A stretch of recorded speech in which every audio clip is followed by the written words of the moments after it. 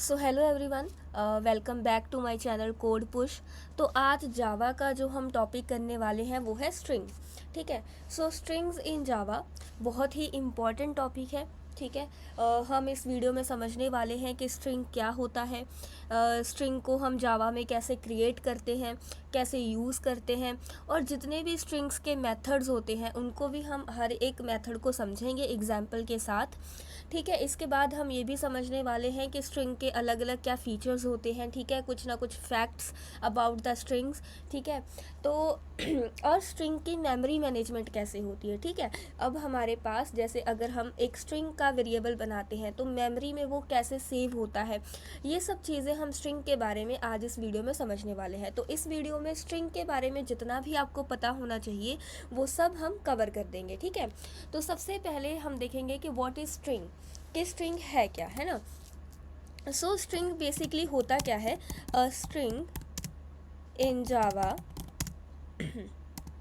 Is a sequence of characters. ठीक है। So basically it's a sequence of characters, है ना। तो हमने जावा में डेटा टाइप्स ऑलरेडी पढ़ रखे हैं। ठीक है। जिसमें हमने पढ़ा था कि भाई जो डेटा टाइप्स होते हैं वो दो तरीके के होते हैं, है ना। अब दो तरीके के कौन कौन से होते हैं, एक प्रिमिटिव डेटा टाइप्स और एक नॉन प्रिमिटिव डेटा टाइप्स। ठीक है। तो प्रिमिटिव डेटा टाइप्स में हमने एक टाइप पढ़ा था, वो था करेक्टर, है ना, यानी कि करेक्टर्स। अब क्या कह रहे हैं यहाँ पे कि जो स्ट्रिंग होता है वो करेक्टर्स का ही सीक्वेंस होता है। ठीक है। अब करेक्टर हमारे पास क्या थे, सबसे पहले हम देख लेते हैं कि हमारे पास करेक्टर क्या थे। ठीक है। तो करेक्टर क्या थे, हम सिंगल इन्वर्टेड कोमा के साथ डोनेट करते थे एक सिंगल वर्ड। तो हम करेक्टर को एक समझ सकते हैं कि भाई एक अल्फ़ाबेट, ठीक है, अगर वो कंटेन करा, या फिर कोई स्पेशल करेक्टर। ठीक है। तो वो हमारे पास करेक्टर्स होते थे। ठीक है। जैसे ए बी। अब क्या होगा कि अगर हम करेक्टर्स का सीक्वेंस बनाएं, ठीक है, यानी कि एक करेक्टर के बाद दूसरा करेक्टर, दूसरे करेक्टर के बाद तीसरा करेक्टर, तो वो उस सीक्वेंस ऑफ करेक्टर को हम क्या बोल सकते हैं, स्ट्रिंग बोल सकते हैं। और स्ट्रिंग को हम कैसे डिफाइन करते हैं, स्ट्रिंग को हम डबल इन्वर्टेड कोमा में लिखते हैं, है ना। जैसे करेक्टर को हम सिंगल इन्वर्टेड कोमा में लिखते हैं, वैसे ही स्ट्रिंग को हम कैसे लिख सकते हैं, डबल इन्वर्टेड कोमा के साथ। और एक ए करेक्टर हो गया, एक बी करेक्टर हो गया, और इन दोनों का सीक्वेंस हमारे पास क्या बन गया, स्ट्रिंग बन गया। ठीक है। तो और जो स्ट्रिंग होता है जावा में, ठीक है, वो क्या होता है, क्लास होता है। और जावा में जब भी हमें क्लास लिखनी होती है वो तो हमेशा क्या करते हैं, उसका फर्स्ट लेटर हम कैपिटल रखते हैं। ठीक है। और अब क्लास क्या होती है वो हम ऊप्स जब करेंगे तब अच्छे से समझ जाएंगे, बट अभी के लिए आप ये चीज़ समझ लो कि जो स्ट्रिंग होती है वो जावा में एक क्लास होती है। ठीक है। अब जैसे ये स्कैनर क्लास है ना, अब स्कैनर क्लास की मदद से हम क्या कर सकते हैं, यूज़र से इनपुट ले सकते हैं। वैसे ही जो स्ट्रिंग होती है वो भी जावा में एक तरीके की क्लास होती है। और हमें ये पता है कि जब भी हमारे पास कोई क्लास होती है, अगर एक कोई प्री बिल्ड क्लास है तो इसका मतलब क्या है कि उसके बहुत सारे मेथड्स भी होंगे। तो ऐसे ही हमारे पास क्या होता है, स्ट्रिंग नाम की क्लास में भी हमें बहुत सारे मेथड्स मिल जाते हैं। ठीक है। जिनको हम आगे इस वीडियो में यूज़ करके देखने वाले हैं। ठीक है। अब सबसे पहले क्या है, हम एक स्ट्रिंग को बनाते हैं। ठीक है। स्ट्रिंग को कैसे क्रिएट करते हैं, अब स्ट्रिंग को क्रिएट करने के दो तरीके हैं। सबसे पहले क्या है, हम डेटा टाइप डिफाइन कर देंगे कि भाई हम स्ट्रिंग का वेरिएबल बनाने वाले हैं। फिर हम क्या लिख देंगे, उसका वेरिएबल का नाम लिख देंगे, फिर उसमें हमने जो वैल्यू डालनी है वो डाल देंगे इन्वर्टेड कोमा के अंदर। ठीक है। तो ये हमारा जो स्ट्रिंग है वो क्रिएट हो गया है। ठीक है। अब इसको क्रिएट करने का एक और तरीका है। ठीक है। अब दूसरा तरीका क्या है, जैसे कि मैंने यूज़ किया स्ट्रिंग, ठीक है, लास्ट नेम, ओके, और इक्वल्स टू मैंने क्या किया न्यू स्ट्रिंग। अब क्योंकि हमें पता है कि स्ट्रिंग एक क्लास भी है, और क्लास का जब हमें ऑब्जेक्ट बनाना होता है तो हम क्या करते हैं, न्यू कीवर्ड यूज़ करते हैं। तो हम न्यू कीवर्ड को यूज़ करके भी स्ट्रिंग क्लास का ऑब्जेक्ट बना सकते हैं और उसको एक वैल्यू दे सकते हैं, है ना। अब जैसे लास्ट नेम मैंने लिख दिया बंसल। ठीक है। तो स्ट्रिंग को बनाने के दो तरीके हैं, क्योंकि स्ट्रिंग एक क्लास है तो इसको हम न्यू कीवर्ड के साथ भी बना सकते हैं, और नॉर्मली जैसे हम डेटा टाइप बनाते हैं वैसे भी बना सकते हैं। डेटा टाइप डिफाइन करो, वेरिएबल का नाम और उसकी वैल्यू। ठीक है। और न्यू कीवर्ड के साथ भी स्ट्रिंग के अंदर वैल्यू पास करके हम क्या कर सकते हैं, स्ट्रिंग का ऑब्जेक्ट बना सकते हैं। ठीक है।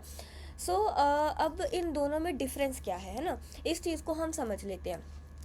तो इस चीज़ को समझने के लिए हमें ये समझना होगा कि जो स्ट्रिंग्स होते हैं वो मेमोरी में रखे कैसे जाते हैं, ठीक है।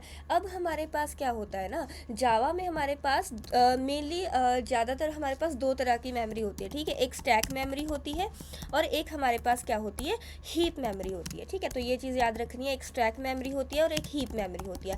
तो बेसिकली ऑलमोस्ट जितने भी ऑब्जेक्ट्स होते हैं, ठीक है, जितने भी हमारे जावा क्लास के ऑब्जेक्ट्स होते हैं वो कहाँ स्टोर होते हैं, वो हमारे पास हीप मेमोरी में स्टोर होते हैं।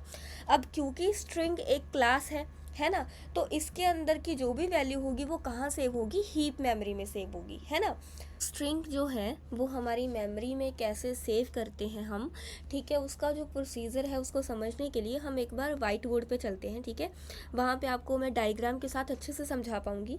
तो स्ट्रिंग को मेमोरी में कैसे सेव करते हैं वो कंसेप्ट हम थोड़ा सा यहाँ पे समझते हैं, ठीक है। तो ये बात हम कर चुके हैं कि जो भी ऑब्जेक्ट्स होते हैं वो मेनली हीप मेमोरी में सेव होते हैं, ठीक है। तो अब हीप मेमोरी तो हम ना यहाँ पे एक बना लेते हैं हमारी डायग्राम छोटी सी, ठीक है। तो जैसे कि मान लो कि ये मेरा ना हीप मेमोरी का ब्लॉक होगा, ठीक है, एक हीप मेमोरी का ब्लॉक होगा ऐसे करके, ठीक है जी। अब इसमें क्या होता है, ये मेरा हीप मेमोरी का ब्लॉक है, ठीक है। अब मान लो कि मैंने एक स्ट्रिंग का वेरिएबल बना लिया, ठीक है।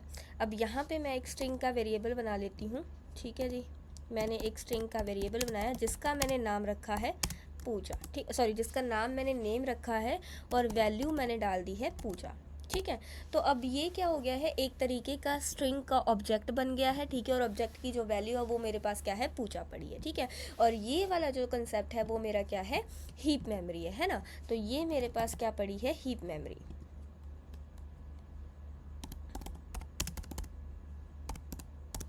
ठीक है जी। अब ये हीप मेमोरी है और हीप मेमोरी के अंदर क्या होगा, मेरा जो ये वेरिएबल है, ठीक है, ये जो वेरिएबल नेम है ये मेरे पास क्या होगा, स्टैक मेमोरी में सेव होगा और ये जो ऑब्जेक्ट है मेरा हीप मेमोरी में सेव होगा, ठीक है। तो ये मेरा जो वेरिएबल है वो इस ऑब्जेक्ट को असाइन कर रहा होगा, है ना। तो यहाँ पे हम एक तरीके से क्रिएट कर लेते हैं, ठीक है। मान लो ये मेरा स्टैक है, ठीक है। यहाँ पे स्टैक में मेरे पास क्या होते हैं, रेफरेंस वेरिएबल्स होते हैं, ठीक है। देखो, एक स्टैक मेमोरी होती है और एक हीप मेमोरी होती है, ठीक है। जो स्टैक मेमोरी होती है उसमें रेफरेंस वेरिएबल्स, यहाँ हम कह सकते हैं कि प्रिमिटिव डेटा टाइप्स होते हैं, और जो हीप मेमोरी होती है वो क्या होती है, उसमें ऑब्जेक्ट सेव होते हैं, ठीक है। अब ये जो नेम है वो मेरा कहाँ पे चला जाएगा, नेम एक रेफरेंस वेरिएबल है। रेफरेंस वेरिएबल का क्या मतलब होता है कि वो इसको क्या कर रहा है, रेफ़र कर रहा है ना। तो ये जो नेम है वो मेरा स्टैक मेमोरी में सेव होगा, ठीक है। तो यहाँ पे मैं लिख लेती हूँ कि भाई ये मेरी क्या है, स्टैक मेमोरी है, ठीक है। थोड़ा सा इसको हम यहाँ पे कर लेते हैं, स्टैक मेमोरी, ठीक है। तो ये मेरी क्या है, स्टैक मेमोरी है, ठीक है जी। इसको मैंने थोड़ा सा यहाँ पे कर दिया, ठीक है। ये मेरी स्टैक मेमोरी है और स्टैक मेमोरी में मेरे पास क्या सेव हो जाएगा, रेफरेंस वेरिएबल सेव हो जाएगा, रेफरेंस वेरिएबल यानी कि नेम, ठीक है। तो इसको भी मैं थोड़ा सा यहाँ ले आती हूँ, थोड़ा सा, ठीक है। तो मेरा जो रेफरेंस वेरिएबल है वो यहाँ पे सेव होगा और जो मेरी वैल्यू है, ठीक है, ऑब्जेक्ट की, वो कहाँ पे सेव हो जाएगी, हीप मेमोरी के अंदर सेव हो जाएगी, है ना। तो यहाँ पे मैं इसको लिख लेती हूँ, ठीक है। और ये जो मेरा रेफरेंस वेरिएबल होगा वो क्या करेगा, इसको पॉइंट कर रहा होगा, है ना। तो अब इसको पॉइंट कर रहा होगा, तो पॉइंट कैसे करेगा, हमारे पास ये चीज़ है, ठीक है। तो मेरा जो रेफरेंस वेरिएबल नेम है वो हीप मेमोरी में पड़े हुए ऑब्जेक्ट, जिसको हम कह सकते हैं कि स्ट्रिंग का एक ऑब्जेक्ट है, उसको क्या कर रहा है, पॉइंट कर रहा है, ठीक है। अब जो स्ट्रिंग होते हैं वो हीप मेमोरी में कहाँ सेव होते हैं, ठीक है। अब हीप मेमोरी में ना मेरे पास एक छोटा सा अलग कॉर्नर होता है जिसको हम क्या बोलते हैं, जिसको हम बोलते हैं स्ट्रिंग पूल, ठीक है। जिसको हम क्या बोलेंगे, स्ट्रिंग पूल बोलेंगे, ठीक है। यहाँ पे मैं इसको, एक मिनट, यहाँ पे हम इसको लिख देते हैं कि भाई ये क्या है, हमारे पास स्ट्रिंग पूल है, ठीक है। तो आई होप आपको समझ आ रहा है, ठीक है। देखो मेरे पास क्या होता है, मेमोरी मैनेजमेंट कैसे होती है। ये मैंने एक स्ट्रिंग का वेरिएबल बनाया है, स्ट्रिंग नेम इक्वल्स टू पूजा, जिसमें मेरे पास जो रेफरेंस वेरिएबल था वो मेरा स्टैक मेमोरी में सेव हो गया है, जो क्या कर रहा है, मेरी हीप मेमोरी में पड़े हुए पूजा वाले ऑब्जेक्ट को रेफर कर रहा है ना। अब ये जो मेरा पूजा वाला ऑब्जेक्ट है, जो स्ट्रिंग का ऑब्जेक्ट है, वो कहाँ पर पड़ा होता है, स्ट्रिंग पूल में पड़ा होता है ना। अब इसका क्या मतलब है, अब देखो, मान लो कि मैंने अब एक और वेरिएबल बना लिया है, ठीक है। अब मैंने एक और वेरिएबल बनाया यहाँ पे, जिसका मैं नाम रखती हूँ, जिसका मैंने नाम रखा स्ट्रिंग, ठीक है, स्ट्रिंग एम्प्लॉय, ठीक है, स्ट्रिंग एम्प्लॉय, और इसमें भी मैंने सेम ही वैल्यू दे दी पूजा, ठीक है।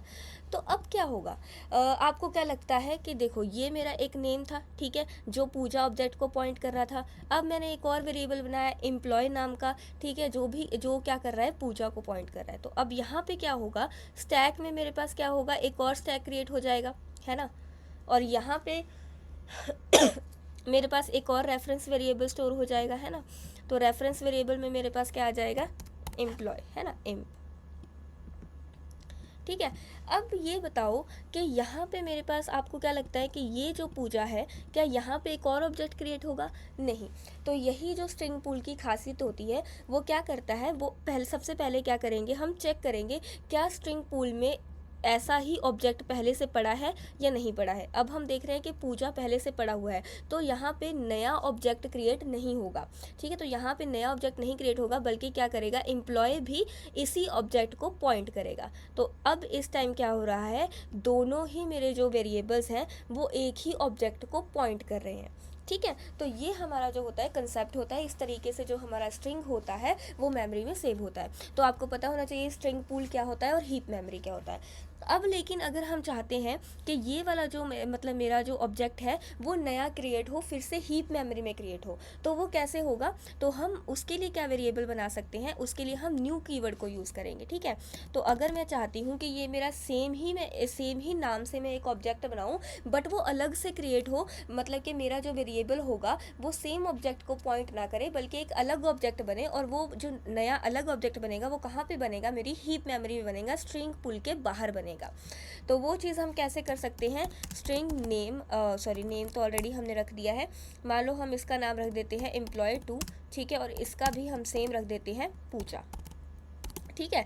लेकिन अब यहाँ पे क्या होगा, यहाँ पे फिर से नया ऑब्जेक्ट नहीं बनेगा, बल्कि हमारा जो एम्प्लॉय2 होगा वो भी इसी सेम ऑब्जेक्ट को पॉइंट करेगा। लेकिन अगर हम चाहते हैं कि हमारा जो ऑब्जेक्ट है वो नया क्रिएट हो, सेम ऑब्जेक्ट को पॉइंट ना करे हमारा वेरिएबल, तो हम क्या यूज़ करेंगे, हम न्यू कीवर्ड का यूज़ करेंगे, ठीक है जी। तो हम क्या यूज़ करेंगे, न्यू कीवर्ड, ठीक है, न्यू स्ट्रिंग, और यहाँ पे हम क्या कर देंगे, वैल्यू डाल देंगे, ठीक है, और सेम वैल्यू हम डालेंगे पूजा, ठीक है। और इसको मैं थोड़ा सा इधर कर देती हूँ, ठीक है। तो अब हमने क्योंकि न्यू कीवर्ड को यूज़ करके हमारा जो ऑब्जेक्ट है वो क्रिएट किया है, तो इस बार ये जो ऑब्जेक्ट है वो नया क्रिएट होगा, ना कि ये सेम ऑब्जेक्ट को पॉइंट करेगा। और ये वाला ऑब्जेक्ट मेरा जो है वो कहाँ पे क्रिएट होगा, ये स्ट्रिंग पूल के बाहर क्रिएट होगा, मेरी हीप मेमोरी के अंदर, ठीक है। तो मेरा ये जो एम्प्लॉय2 होगा वो इस वाले पूजा को पॉइंट करेगा, ठीक है।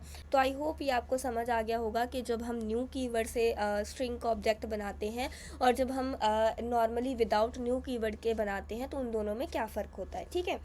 तो ये हमारा था मेमोरी मैनेजमेंट, ठीक है, कि स्ट्रिंग जो है वो कैसे मेमोरी में सेव होता है। आई होप आपको ये समझ आ गया होगा, ठीक है। अगर इन केस आपको नहीं समझ आया है, अगर कोई भी डाउट है तो आप कमेंट सेक्शन में पूछ सकते हैं। तो जो स्ट्रिंग क्लास होती है, ठीक है, उसमें काफ़ी सारे यूज़फुल मेथड्स होते हैं। अभी हम एक एक करके हर एक मेथड के बारे में जानेंगे कि किस मेथड का क्या काम होता है और हम उसको कैसे यूज़ कर सकते हैं हमारे कोड में। तो सबसे पहला जो मेथड होता है स्ट्रिंग का वो होता है लेंथ, ठीक है। तो जो सबसे पहला जो मेथड होता है स्ट्रिंग का वो होता है लेंथ, ठीक है। अब लेंथ क्या करता है, लेंथ हमें क्या रिटर्न करता है, नंबर ऑफ़ करेक्टर्स, ठीक है, नंबर ऑफ़ करेक्टर्स, कि हमारे स्ट्रिंग में टोटल कितने नंबर ऑफ़ करेक्टर्स हमने यूज़ किए हैं उनको काउंट करके हमें रिटर्न करता है।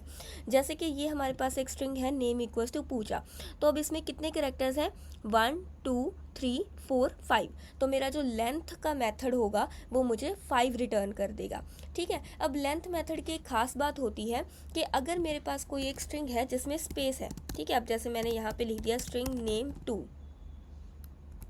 ठीक है, स्ट्रिंग नेम 2, और इसमें मैंने क्या कर दिया पूजा और स्पेस लगा दी बी, ठीक है। अब इसमें तो ये मुझे 5 रिटर्न करेगा, ठीक है, बट अब जिसमें स्पेस होती है मेरा लेंथ मेथड क्या करता है, उस स्पेस को भी काउंट करता है, ठीक है। अब यहाँ पे मुझे क्या रिटर्न होगा, 1 2 3 4 5, एंड स्पेस को काउंट करेंगे 6 एंड 7।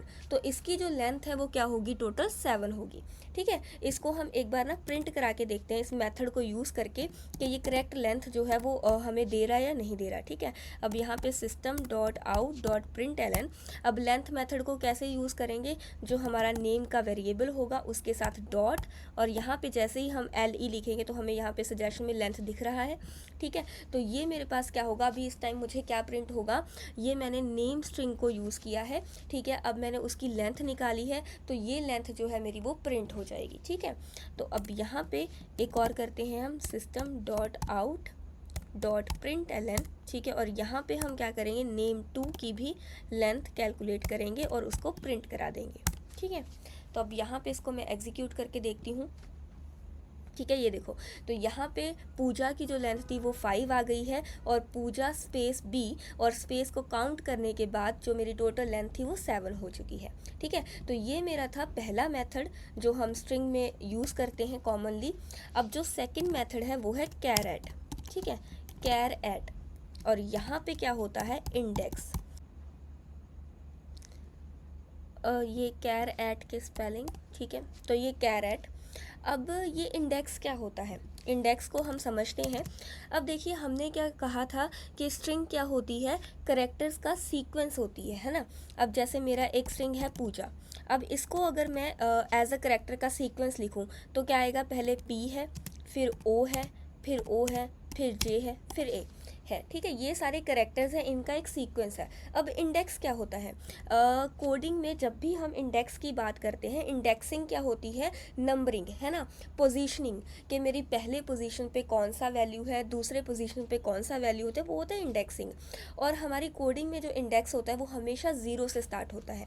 ठीक है, अब P जो है वो मेरा 0 पोजीशन से होगा, 0 पोजीशन पे पड़ा है। O मेरा किस पोजीशन पे पड़ा होगा, O मेरा 1 पोजीशन पे पड़ा होगा, एंड सेकंड O मेरा सेकंड पोजीशन पे पड़ा होगा, J मेरा थर्ड पे पड़ा होगा, और A मेरा किस पे पड़ा होगा, फोर्थ पे पड़ा होगा। ठीक है, तो इस तरीके से क्या होती है, हमारी इंडेक्सिंग होती है। ठीक है, तो अब कैर एट का क्या मतलब होता है, कैर एट जिसमें हम इंडेक्स पास कर रहे हैं।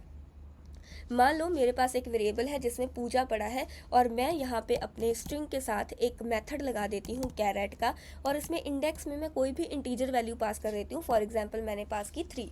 तो अब ये क्या करेगा, ये मेथड चेक करेगा मेरे स्ट्रिंग में थर्ड पोजीशन पे कौन सा करेक्टर पड़ा है। अब थर्ड पोजीशन पे कौन सा करेक्टर पड़ा है, J, तो मुझे ये क्या रिटर्न कर देगा, ये मुझे J रिटर्न कर देगा। ठीक है, तो बेसिकली बहुत ही सिंपल सी बात है कैर एट मेथड, हम इसको भी एक बार करके देख लेते हैं। ठीक है, यहाँ पे मैंने किया system.out.println, और यहाँ पे मैं क्या करती हूँ, नेम, और डॉट मैं कौन सा फंक्शन यूज़ करूँगी, कैर एट का, और इसमें मैं इंडेक्स क्या देना चाहूँगी, मैं इंडेक्स देना चाहूँगी 2।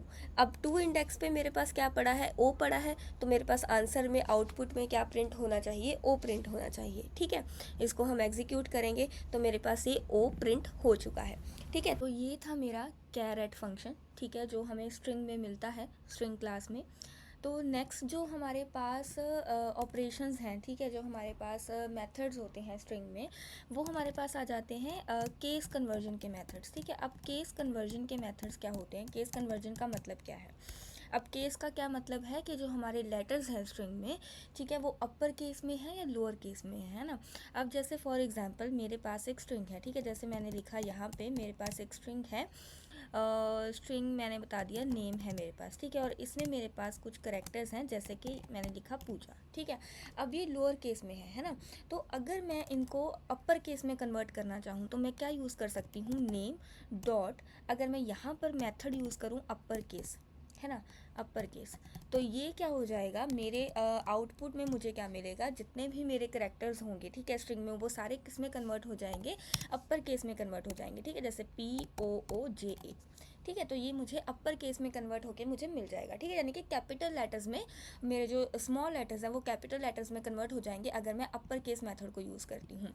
और अगर मैं लोअर केस मेथड को यूज़ करूँ तो मेरे जितने भी जो करेक्टर्स होंगे, ठीक है, स्ट्रिंग में, वो सारे क्या होंगे, लोअर केस में कन्वर्ट हो जाएंगे। ठीक है, लोअर केस में कन्वर्ट हो जाएंगे। ठीक है, अब लोअर केस में मेरे पास क्या आएगा, स्मॉल POOJA। ठीक है, सो ये हमारे पास क्या होता है, केस कन्वर्जन के मेथड्स होते हैं। उसके बाद अगर हम देखें कंकैटिनेशन, ठीक है। अब कंकैटिनेशन क्या होता है, एक बार हम दोनों साथ में देख लेते हैं, केस कन्वर्जन और कंकैटिनेशन, फिर उसके बाद हम इसको कोड से कर लेंगे, ठीक है। अब कंकैटिनेशन होता क्या है, स्ट्रिंग में कंकैटिनेशन का क्या मतलब है। कंकैटिनेशन का मतलब होता है कि अगर हमारे पास दो अलग अलग स्ट्रिंग्स हैं तो हम उनको आपस में क्या कर सकते हैं, आपस में जोड़ सकते हैं। जैसे अब मेरे पास क्या है, मान लो कि एक मेरे पास स्ट्रिंग है फर्स्ट नेम, ठीक है। अब मेरे पास एक स्ट्रिंग है फर्स्ट नेम, उसमें मैंने क्या रख दिया, पूजा, ठीक है। अब उसके बाद मेरे पास क्या है, एक स्ट्रिंग होगा मेरे पास लास्ट नेम का, ठीक है। एक स्ट्रिंग मेरे पास क्या होगा, लास्ट नेम का, और उसमें मैंने रख दिया बंसल, ठीक है। अब अगर मुझे क्या करना है, इनको कंकैटिनेट करना है, तो मैं क्या करूँगी, एक थर्ड वेरिएबल लूँगी जिसमें मुझे क्या चाहिए, इन दोनों को जोड़ के आपस में रखना है ना। तो यहाँ पे मेरे पास क्या होगा, स्ट्रिंग नेम इक्वल्स टू, मैं क्या कर सकती हूँ, अगर इनको मुझे कंकैटिनेट करना है तो कंकैटिनेट करने के दो तरीके हैं। एक तो हम क्या कर सकते हैं, first name plus last name, ठीक है। ये जो प्लस ऑपरेटर होता है, जब ये स्ट्रिंग के साथ यूज़ किया जाता है तो ये कंकैटिनेशन का काम करता है। तो अब मेरे पास आउटपुट में मेरे पास क्या मिलेगा, यहाँ पे आउटपुट में मेरे पास मिलेगा पूजा, और ये साथ में मेरे पास ऐड होके आएगा, ठीक है, ऐसे करके। अब अगर मैं चाहती हूँ कि भाई स्पेस भी आए तो मैं कैसे लिख सकती हूँ इसको, फर्स्ट नेम, ठीक है। मैं यहाँ पे क्या लिखूँगी, फर्स्ट नेम, ठीक है, और यहाँ पे प्लस, और यहाँ पे मैं एक स्पेस भी साथ में ऐड कर दूँगी, क्योंकि हमें पता है कि स्ट्रिंग में स्पेस भी एज अ करैक्टर ऐड होती है ना। तो यहाँ पे मैंने प्लस कंकैटिनेशन का ऑपरेटर यूज़ किया, और यहाँ पे मैंने एक स्पेस ऐड कर दी। अब उसके बाद मैं क्या यूज़ कर रही हूँ, लास्ट नेम को ऐड कर रही हूँ। तो इस बार मेरे पास क्या होगा, इस बार मेरे पास स्पेस के बाद ही मेरे पास जो है मेरा लास्ट नेम आएगा। अब पूजा, इसके बाद हम क्या ऐड कर रहे थे, एक स्पेस ऐड कर रहे थे, उसके बाद मेरा लास्ट नेम जो कि है बंसल, तो मेरे पास आउटपुट ऐसे आएगी, ठीक है। सो ये हमारे पास ऐसे कुछ तरीके की कंकैटिनेशन होती है स्ट्रिंग में। और दूसरा तरीका जो हमारे पास कंकैटिनेशन के लिए होता है वो होता है मेथड, ठीक है। तो हमें स्ट्रिंग में कंकैटिनेशन के लिए एक मेथड भी मिलता है, और उस मेथड का नाम क्या होता है, कंकैट मेथड, ठीक है। सो उस मेथड का नाम होता है कंकैट मेथड। अगर अभी हमें जैसे फॉर एग्जांपल मेरे पास एक स्ट्रिंग है, ठीक है, स्ट्रिंग S1, जिसमें मैंने कुछ वैल्यू डाल दी है ऐसे रैंडमली, ठीक है, कुछ भी मैंने ऐड कर दिया है। और फिर स्ट्रिंग S2 मेरे पास दूसरा स्ट्रिंग है, ठीक है। अब मैं चाहती हूँ कि इन दोनों स्ट्रिंग्स को मैं आपस में क्या करूँ, ऐड करूँ, है ना। कुछ भी 7 भी लिख सकते हैं हम, ऐसा कुछ नहीं है, स्ट्रिंग में कुछ भी आ सकता है। डबल इन्वर्टेड कोमास के अंदर आप कुछ भी लिखो वो एज अ स्ट्रिंग ही काउंट होगा, ठीक है। तो अब हमारे पास कंकैटिनेशन के लिए हम क्या यूज़ कर सकते हैं, स्ट्रिंग, ठीक है। अब इनको ऐड करने के लिए हम क्या करते हैं, एक वेरिएबल ले लेते हैं रिज़ल्ट का। अब इसमें हम क्या करेंगे, मैं चाहती हूँ कि S1 पहले आए और उसके बाद मेरे पास क्या कंकैटिनेट हो, S2 उसके साथ कंकैटिनेट हो। तो यहाँ पे S1 डॉट, हम S1 के साथ क्या कंकैटिनेट करना चाहते हैं, क्या जोड़ना चाहते हैं, वो हम कंकैटिनेट के मेथड में देंगे, और वो हम क्या करना चाहते हैं, S2 को जोड़ना चाहते हैं, ठीक है।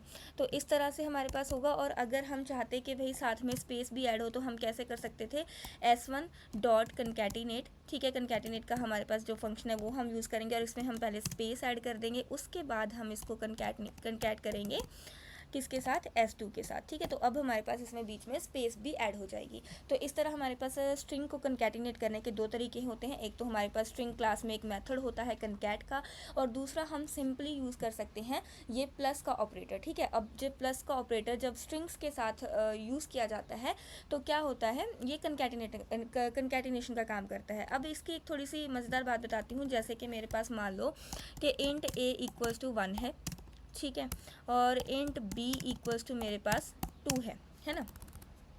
तो अगर मैं अब a प्लस बी करती हूँ, है ना, अगर मैं अब a प्लस बी करती हूँ तो मेरे पास आउटपुट क्या आएगा, 3 आएगा। लेकिन अगर मेरे पास स्ट्रिंग a इक्वल्स टू, अब डबल इन्वर्टेड कोमा में 1 है, यानी कि मेरे पास 1 एज अ स्ट्रिंग है, तो क्या होगा, ठीक है। अब फिर उसके बाद मेरे पास फिर से आया स्ट्रिंग b, है ना, और ये मेरे पास क्या है, 2 है। अब मैं अगर इन दोनों को प्लस करूँगी तो मेरे पास आउटपुट क्या आएगी, 1 2 आएगी, क्योंकि आपस में ये क्या हो गए हैं, कंकैटिनेट हो गए हैं, है ना। जब हम नंबर्स के साथ, इंट के साथ हम यूज़ करते हैं प्लस का ऑपरेटर तो वो प्लस का ही काम करता है, एडिशन ही परफॉर्म करता है।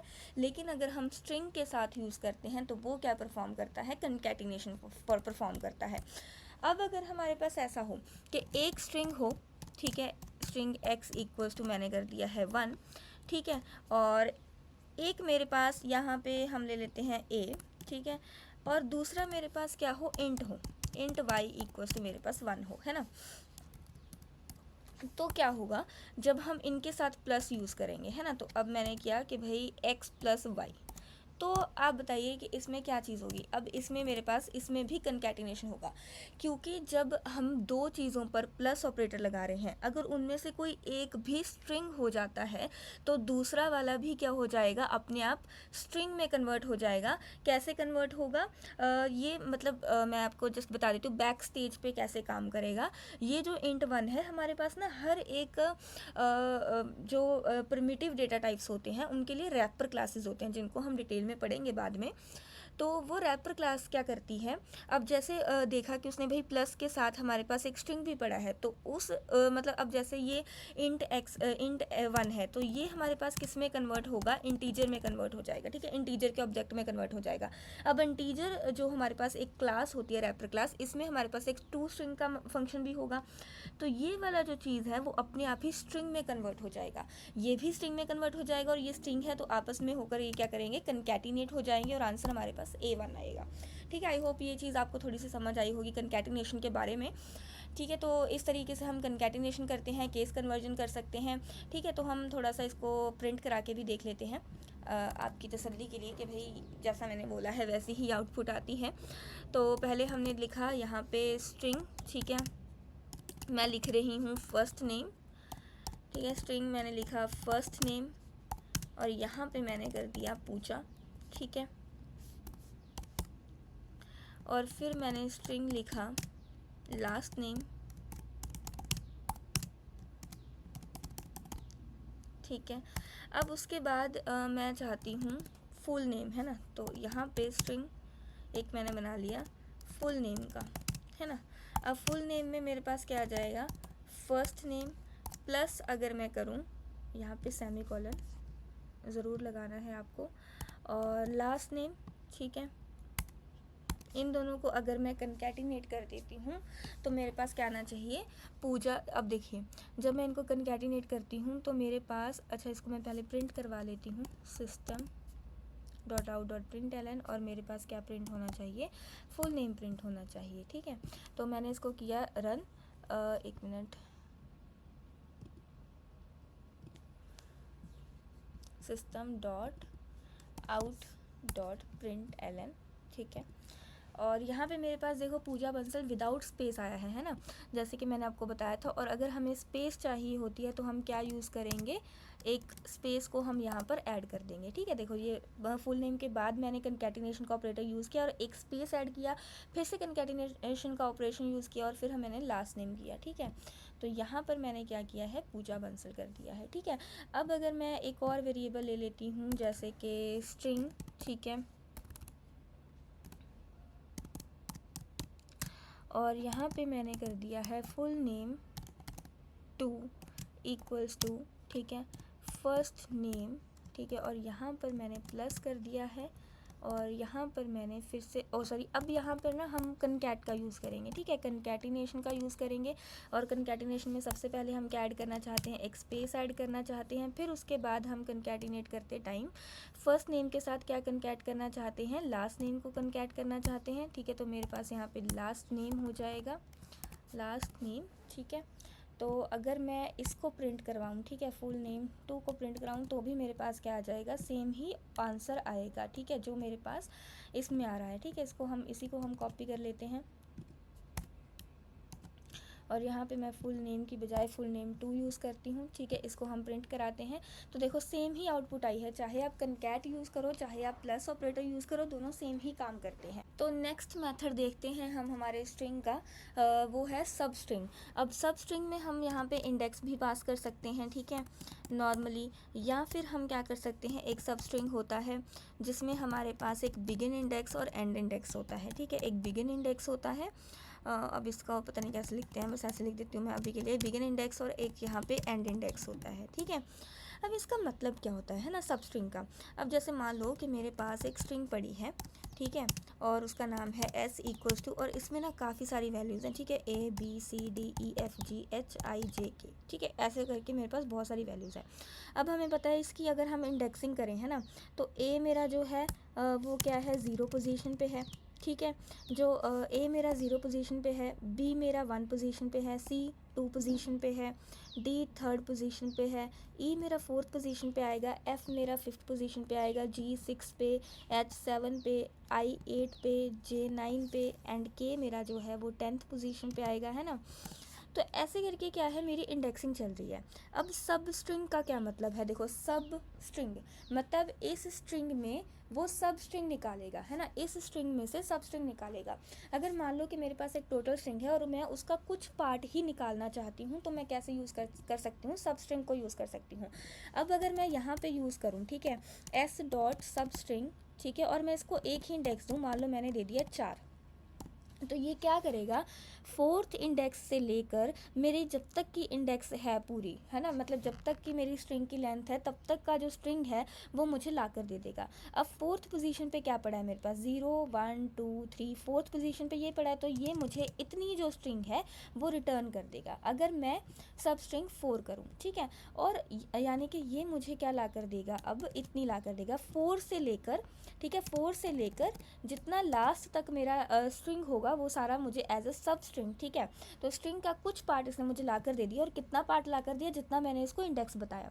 अगर मैंने इसको 4 बताया तो ये 4 इंडेक्स से लेकर लास्ट तक की जो स्ट्रिंग है वो मुझे ला कर दे देगा, ठीक है, अंडरस्टूड। अब उसके बाद हम क्या कर रहे हैं, अगर मैं यूज़ करती हूँ यहाँ पर एस डॉट सब स्ट्रिंग, ठीक है, मैं यूज़ करती हूँ बिगिन इंडेक्स और क्या यूज़ करती हूँ लास्ट इंडेक्स। अगर मैं बोलूँ कि भाई 2 से लेकर 5 तक चाहिए, अब 2 से लेकर 5 तक ये मुझे क्या ला कर देता है, अब 2 से लेकर मतलब ये जो लास्ट वाला इंडेक्स है ना इससे कम तक, यानी कि 2 से लेकर 4 तक ये मुझे ला कर देगा। अब 2 पे मेरे पास क्या है, C, ठीक है, C D और E, ये मुझे ये रिटर्न करेगा, है ना, क्योंकि ये मुझे लास्ट में जो 5th है ये 5th मुझे रिटर्न नहीं करेगा, 5 से एक कम यानी कि 4th तक ये मुझे रिटर्न कर देगा 2 से लेकर, ठीक है।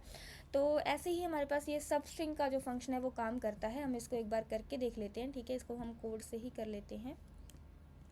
ये मैंने कमांड सी किया, ठीक है, और यहाँ पर मैंने क्या कर दिया है, इसको पेस्ट कर दिया है, ठीक है, यहाँ पे हमने सेमीकोलन लगा दिया है। अब हम यहाँ पर क्या करेंगे, system dot out dot println, और हम क्या प्रिंट करा देंगे भाई, एस डॉट सब स्ट्रिंग, ठीक है। अब सब स्ट्रिंग में मैं क्या इसको बोल रही हूँ कि भाई 4 से लेकर जितना है वो सारा आप प्रिंट करा दो, है ना।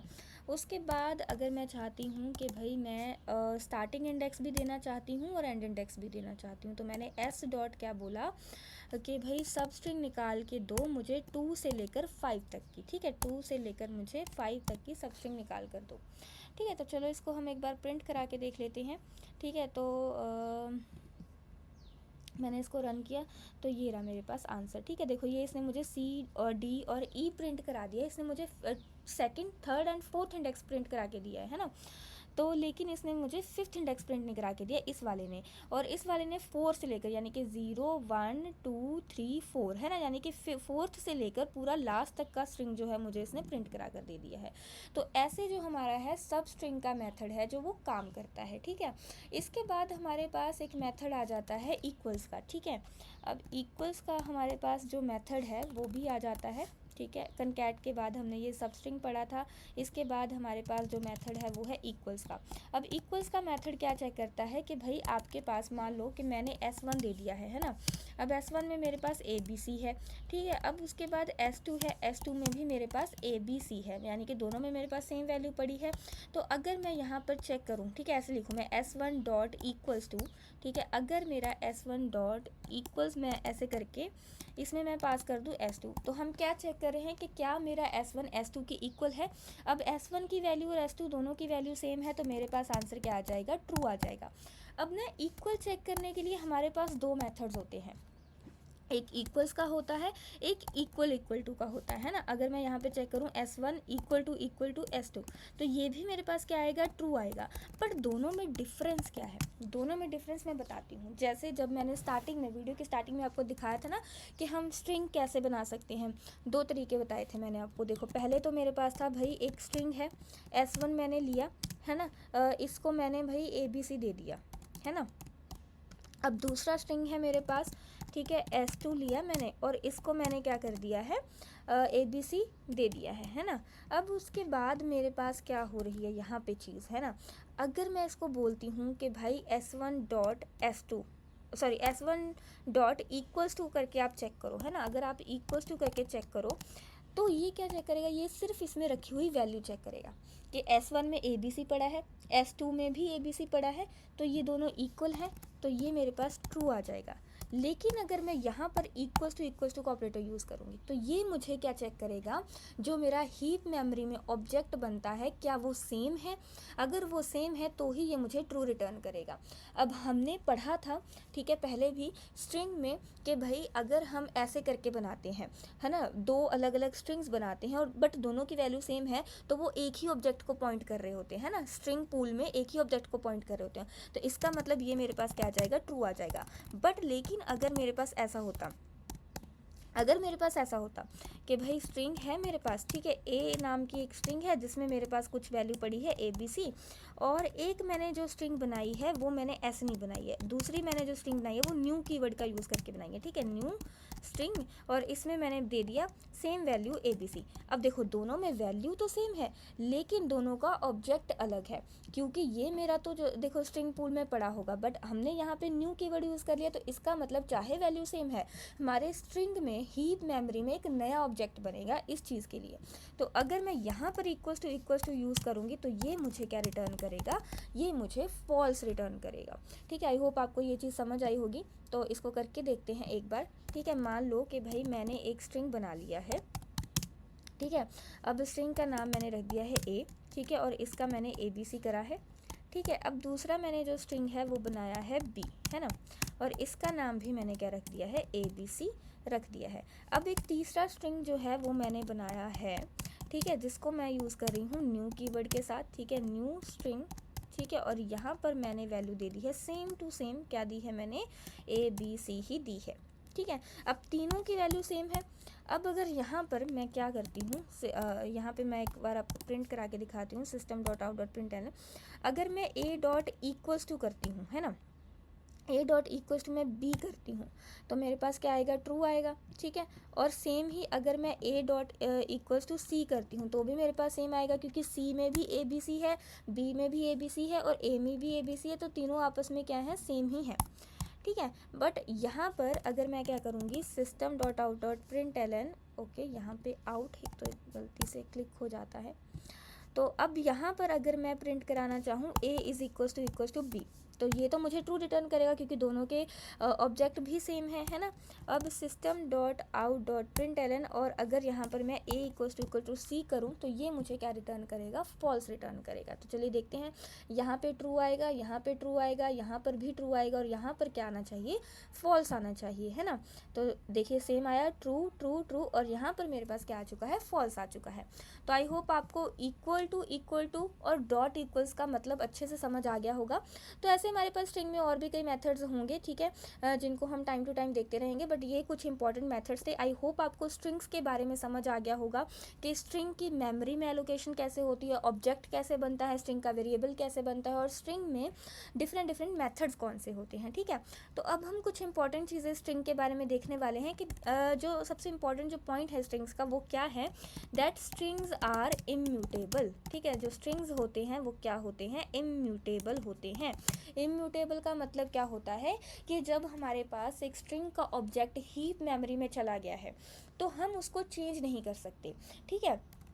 अब मान लो कि मैंने क्या किया है, मैंने यहाँ पर स्ट्रिंग A इक्वल्स टू ये कर दिया, ठीक है, ABC, दोबारा मैंने वही कर दिया।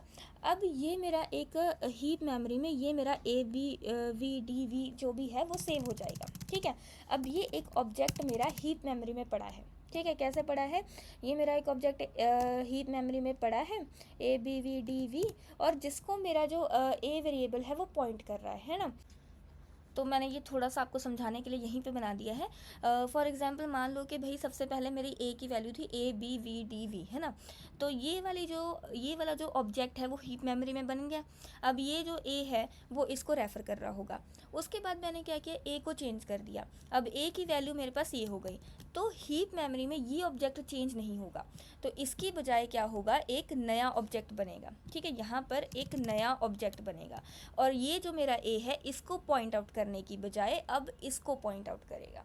ठीक है, तो यानी कि जो मेरे स्ट्रिंग होते हैं वो इम्यूटेबल होते हैं, उसके ऑब्जेक्ट को हम चेंज नहीं कर सकते हैं। अगर हम यहाँ पर ए को कोई और वैल्यू असाइन करते हैं तो सिंपली जो ए है वो इसको रेफ़र करने की बजाय इसको रेफ़र करने लगेगा, बट ये वाला ऑब्जेक्ट मेरा एज इट इज़ रहेगा, इसकी बजाय नया ऑब्जेक्ट बन जाएगा। ठीक है, तो ये हमारे पास जो स्ट्रिंग्स होते हैं इनका थोड़ा सा मतलब हम कह सकते हैं कि एक डिसएडवांटेज होता है। डिसएडवांटेज इसीलिए होता है क्योंकि अब देखिए मतलब ये जो मेरा ऑब्जेक्ट था, ठीक है, अब इसको कोई भी पॉइंट नहीं कर रहा। ठीक है, ये हमारे पास मेमोरी में हमारी स्पेस में पड़ा हुआ है, एक्स्ट्रा है। ठीक है, ओके, तो ये वाली जो चीज़ है इसको हम कोड से भी प्रूव कर सकते हैं। अभी जैसे मैंने आपको बताया कि भाई ए है, इसमें ये वाली वैल्यू पड़ी है, तो ए पहले इसको पॉइंट कर रहा था, फिर जैसे ही हमने ए की वैल्यू चेंज की तो अब ए इसको पॉइंट कर रहा है, बट ये वाला ऑब्जेक्ट स्टिल एग्जिस्ट करता है ना। तो ये वाला ऑब्जेक्ट चेंज नहीं होता, ये वाला object as it is exist करता है हमारी हीप मेमोरी में, बट क्या होता है, बस नया ऑब्जेक्ट बन जाता है और ए हमारा इसको पॉइंट करने लगता है। तो इस चीज़ को हम प्रूव करके देखेंगे यहाँ पर। ठीक है, मान लो कि मैंने एक स्ट्रिंग बना दिया है, ठीक है, एक्स नाम का, और जिसमें मैंने रखा है कुछ भी रख सकते हैं, एक्स प्रीवियस रख देते हैं हम। ठीक है, ताकि हमें पता रहे कि भाई प्रीवियस वैल्यू है। फिर उसके बाद मैंने क्या किया, एक स्ट्रिंग वाई लिया जिसमें मैंने एक्स की वैल्यू डाल दी। ठीक है, अब वाई के पास भी सेम वैल्यू है और एक्स के पास भी सेम वैल्यू। एक्स और वाई दोनों सेम ही ऑब्जेक्ट को पॉइंट कर रहे हैं, है ना। एक्स भी एक्स प्रीवियस को पॉइंट कर रहा है, वाई भी एक्स प्रीवियस को पॉइंट कर रहा है। अब मैंने क्या कर दिया, यहाँ पर मैंने क्या किया है, स्ट्रिंग एक्स इक्वल्स टू मैंने चेंज कर दिया और यहाँ पर मैंने लिख दिया है एक्स नेक्स्ट। ठीक है, अब क्या होगा, अब यहाँ पर देखो ये वाला ऑब्जेक्ट स्टिल एग्जिस्ट करता है, इस वाले ऑब्जेक्ट को कुछ भी नहीं हुआ, ये एज इट इज़ है। ठीक है, यहाँ पे स्ट्रिंग नहीं लगाना था। ठीक है, तो अब क्या होगा, बट होगा क्या, यहाँ पे x जो था, जो x प्रीवियस को पॉइंट कर रहा था, अब x किसको पॉइंट करेगा, x नेक्स्ट को पॉइंट करेगा, बट ये वाला जो y है वो सिंपली इसी को पॉइंट करेगा। तो इसका मतलब हमारे पास प्रूव है कि ये वाला जो है वो स्टिल एग्जिस्ट करता है, बट सिर्फ फ़र्क क्या हो जाता है कि हमारे पास जो नया ऑब्जेक्ट है वो क्रिएट हो जाता है और x जो है वो नए ऑब्जेक्ट को पॉइंट कर रहा होता है। ठीक है, तो इससे हम प्रूव कर सकते हैं कि भाई हमारे पास जो स्ट्रिंग्स होते हैं वो इम्यूटेबल होते हैं, है ना। तो यहाँ पर मैं इसको प्रिंट करा देती हूँ, system.out.println, यहाँ पर मेरे पास x प्रिंट होगा। ठीक है, और इसको मैं एज इट इज़ कर देती हूँ। ठीक है, फिर उसके बाद system.out.println और मैंने यहाँ पर क्या कर दिया है, y प्रिंट कर दिया है। ठीक है, तो इसको हम एक बार रन करते हैं। देखो ये मेरा x जो है वो x नेक्स्ट को पॉइंट कर रहा है और ये मेरा y x प्रीवियस को पॉइंट कर रहा है। इसका मतलब हमारा ये वाला object as it is heap memory में पड़ा हुआ है, इसमें कुछ भी चेंज नहीं हुआ है, क्योंकि स्ट्रिंग्स क्या होते हैं, इम्यूटेबल होते हैं, उनके ऑब्जेक्ट्स को हम चेंज नहीं कर सकते हैं। अगर हम उसके रेफरेंस वेरिएबल में कोई और वैल्यू डाल रहे हैं तो वो नया ऑब्जेक्ट क्रिएट हो जाता है और वो जो पिछला ऑब्जेक्ट होता है वो एज इट इज़ मेमोरी में पड़ा रहता है। ठीक है, तो अब मान लो कि मैं ये चीज़ को बार बार करूँ, है ना, रिपीटेडली मैं x की वैल्यू बार बार चेंज हो रही है मेरे पास। ठीक है, तो क्या होगा, तो हमारे पास क्या होगा कि मेमोरी में बहुत सारे ऑब्जेक्ट्स क्रिएट हो जाएंगे जिनकी हमें ज़रूरत ही नहीं होगी, जिनको कोई पॉइंट ही नहीं कर रहा होगा। तो ये थोड़ा सा जो है स्ट्रिंग्स का डिसएडवांटेज होता है। तो यहाँ पर हमारे पास क्या काम आते हैं, यहाँ पर हमारे पास काम आते हैं स्ट्रिंग बिल्डर। अब स्ट्रिंग बिल्डर और स्ट्रिंग में क्या डिफरेंस होता है, देखो स्ट्रिंग और स्ट्रिंग बिल्डर दोनों ही सेम कॉन्सेप्ट होते हैं, जैसे हम स्ट्रिंग बनाते हैं वैसे ही हम स्ट्रिंग बिल्डर बनाते हैं। बस डिफरेंस इतना होता है कि जो स्ट्रिंग्स होते हैं वो इम्यूटेबल होते हैं और जो स्ट्रिंग बिल्डर होते हैं वो म्यूटेबल होते हैं। और जैसे हम स्ट्रिंग में कंकैटिनेशन के लिए कंकैट यूज़ करते हैं, स्ट्रिंग बिल्डर में थोड़ा सा मेथड अलग होता है, उसमें हम अपेंड यूज़ करते हैं, है ना। तो यहाँ पर मैं थोड़ा सा आपको समझाने के लिए स्ट्रिंग और स्ट्रिंग बिल्डर में डिफरेंस यहाँ पे नोट करा देती हूँ पहले। तो ये कुछ बहुत ही सिंपल सा स्ट्रिंग्स और स्ट्रिंग बिल्डर का जो चेंज है मैंने आपको अच्छे से समझा दिया है, जो डिफरेंस है उनमें। ठीक है, सबसे पहले जो स्ट्रिंग्स होते हैं वो इम्यूटेबल होते हैं, जिनको हम चेंज नहीं कर सकते। स्ट्रिंग बिल्डर म्यूटेबल होते हैं, हम इनको चेंज कर सकते हैं। ठीक है, अब जैसे मैंने स्ट्रिंग में आपको बताया था कि जब हम किसी भी स्ट्रिंग को चेंज करते हैं, कोई भी उस पर ऑपरेशन परफॉर्म करते हैं, जैसे यहाँ पर हमने एक्स पे चेंज किया था, है ना, तो क्या होता है, न्यू ऑब्जेक्ट क्रिएट होता है। बट ये क्या करता है, सेम ही ऑब्जेक्ट में चेंज करता है। अब इसके एक एग्जांपल मैं आपको दिखाती हूँ। अब जैसे देखो, ये है string S equals to hello है। पहले एस की वैल्यू हेलो थी, यानी कि हेलो नाम का एक ऑब्जेक्ट क्रिएट हुआ होगा मेमोरी में। फिर उसके बाद मैंने क्या किया है, S equals to S plus word किया। तो अब क्या हुआ होगा, जो हेलो नाम का ऑब्जेक्ट था वो एग्जिस्ट करता है, बट इसके लिए हेलो प्लस वर्ड के लिए, यानी कि हेलो वर्ड के लिए एक नया ऑब्जेक्ट क्रिएट हुआ होगा, है ना। तो ये थोड़ा सा टाइम टेकिंग हो जाता है, क्योंकि हम जब जितनी बार हम एक तो टाइम टेकिंग होगा, और दूसरा क्या है, ज़्यादा मेमोरी लेगा, है ना। तो जितनी बार भी हम इसमें चेंज करेंगे उतनी बार पहले तो नया ऑब्जेक्ट क्रिएट होगा, that will take some time, है ना। तो टाइम भी एक तो इसमें ज़्यादा लगेगा। दूसरा क्या होगा, क्योंकि अब हम मेमोरी में हर बार नया ऑब्जेक्ट क्रिएट कर रहे हैं, तो ये मेमोरी एफिशिएंट भी नहीं है उतना, है ना, ज़्यादा स्पेस लेगा। अब जो स्ट्रिंग बिल्डर होता है, अब देखो स्ट्रिंग में ऑब्जेक्ट कैसे बनाते हैं, स्ट्रिंग एस इक्वल्स टू ऐसे करके हम नॉर्मली बना सकते हैं। अब स्ट्रिंग बिल्डर में कैसे होता है, string builder S B equals to new string builder, और उसमें हमने वैल्यू दे दी अपनी, ठीक है, जो भी थी। अब इसमें देखो, इसमें कंकैटिनेशन के लिए हम प्लस का ऑपरेटर यूज़ करते हैं या कंकैट मेथड यूज़ करते हैं। इसमें हम क्या यूज़ करते हैं, अपेंड यूज़ करते हैं। इसके जो मेथड्स होते हैं वो थोड़े से डिफरेंट होते हैं, है ना। तो इसमें जो अपेंड होता है वो भी सेम ही काम करता है कंकैटिनेशन का। अब ये करेगा हेलो प्लस वर्ड, ठीक है, हेलो और वर्ड को अटैच कर देगा। बट इसमें क्या होगा, इसमें जो हमने ऑब्जेक्ट बनाया था हेलो, है ना, जो हीप मेमोरी में ऑब्जेक्ट बना था हेलो, उसी के अंदर चेंज होएगा। अब वही ऑब्जेक्ट हेलो से हेलो वर्ड बन जाएगा, कोई नया ऑब्जेक्ट क्रिएट नहीं होगा। इसलिए ये फास्टर है और मेमोरी एफिशिएंट है, क्योंकि इसमें ज़्यादा स्पेस नहीं लगेगी, क्योंकि जितनी बार हम इस वेरिएबल को चेंज करेंगे उतनी बार वो ऑब्जेक्ट चेंज होता रहेगा। ऐसा नहीं है कि उतनी बार नया नया ऑब्जेक्ट बनेगा, वो सेम ही ऑब्जेक्ट चेंज होता रहेगा। ठीक है, तो ये नॉर्मल सा हमारे पास स्ट्रिंग और स्ट्रिंग बिल्डर में डिफरेंस था। आई होप आपको समझ आया होगा। ठीक है,